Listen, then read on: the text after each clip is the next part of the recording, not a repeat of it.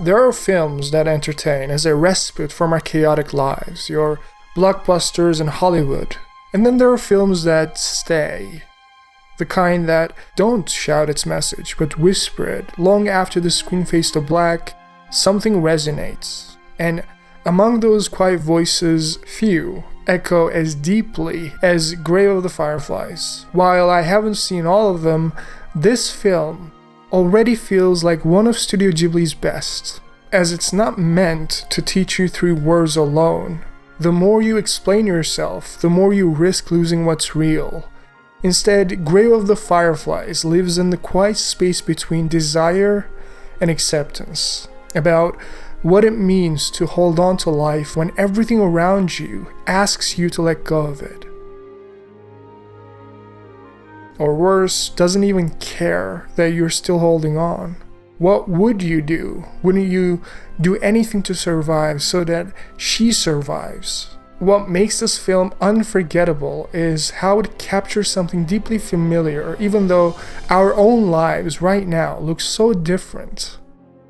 We've all had those moments when the world felt unfair, when home felt far away, when we tried to protect someone, even though we barely understood how. There's an honesty in that, the kind that makes you reflect not on the story itself, but on your own memories, your own moments of growing up too fast.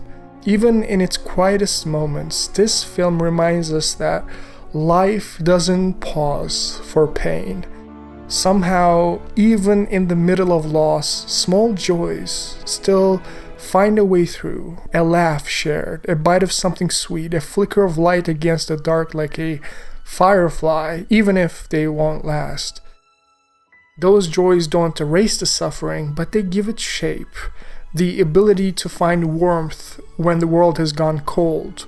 To hold on to a fleeting moment of beauty, not because it changes everything, but because it changes us. This is a story of love despite the world's indifference. Every small act, a shared meal, a protective gesture, a hand held, is a rebellion. Isao Takahata, the director of the film, shows us that caring for someone, doesn't matter who, simply by being present, is itself a form of resistance. Maybe I saw something of myself in Saito, not his suffering, but his denial.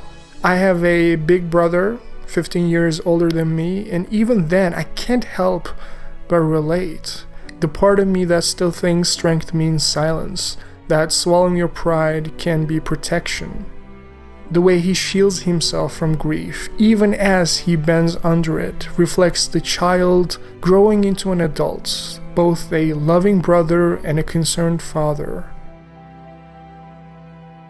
Where Hayao Miyazaki dreams of gods and spirits, Isao Takahata finds divinity in something much smaller, mundane. A brother's trembling hand, holding a candy tin, carving a watermelon in half just to make it easier for her to eat. Maybe what's spiritual was never in fantasy, but in the fragile human acts that leave traces long after the world forgets. Grave of the Fireflies never tells us to be hopeful. It simply shows that even when everything feels unbearable, when things keep getting worse, your heart still needs to reach for kindness.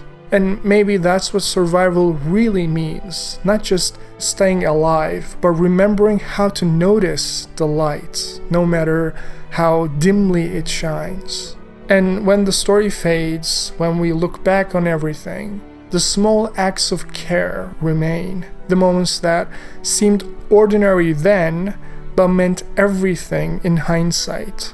Takahata doesn't offer comfort in the traditional sense. He doesn't promise that pain has purpose, some grand design, or that everything will be alright. What he gives us is something far more honest, a reminder that compassion matters because the world can be cruel.